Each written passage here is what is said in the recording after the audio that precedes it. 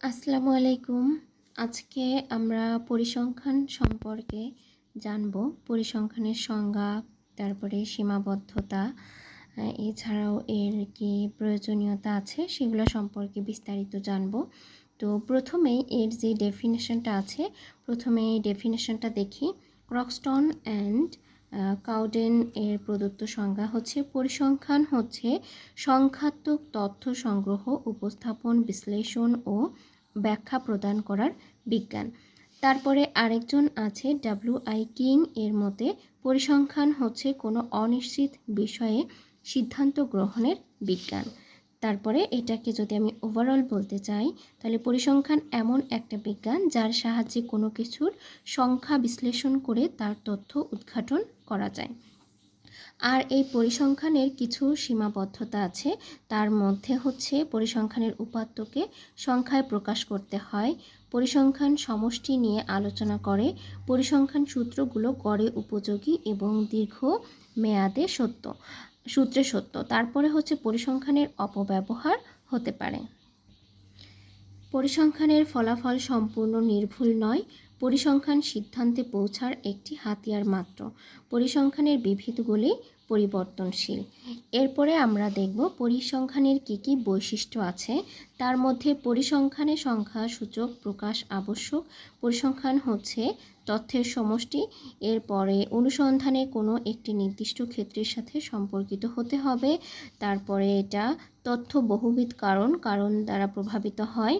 এরপরে এটি সুশৃঙ্খলভাবে সংগ্রহ করতে হবে, তুলনাযোগ্য ও সমজাতীয় হতে হবে।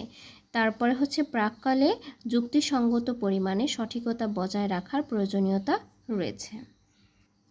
বিভিন্ন ক্ষেত্রে পরিসংখ্যানের ব্যবহার আছে। তার মধ্যে হচ্ছে এটা মানব কল্যাণে সাহায্য করে, নীতি নির্ধারণে সহায়তা করে, পরিকল্পনা প্রণয়নে সহায়তা করে থাকে।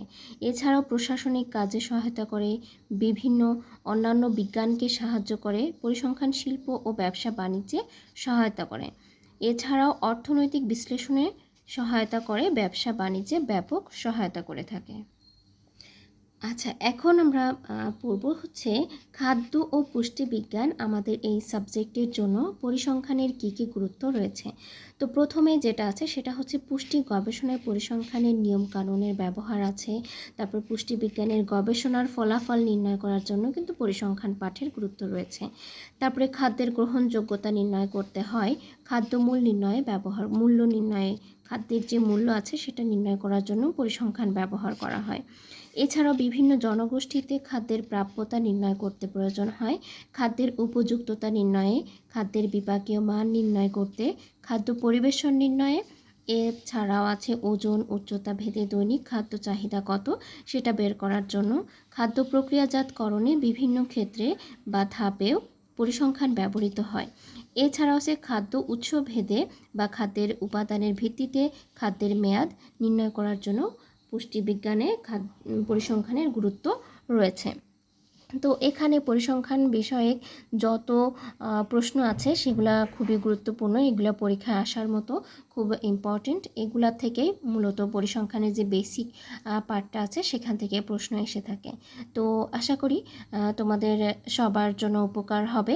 এখানে গুছিয়ে সব কিছু নোট করে দেওয়া আছে, ইনশাআল্লাহ তোমরা ভালো করতে পারবে।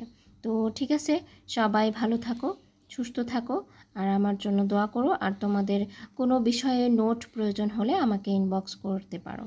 আল্লাহ হাফেজ।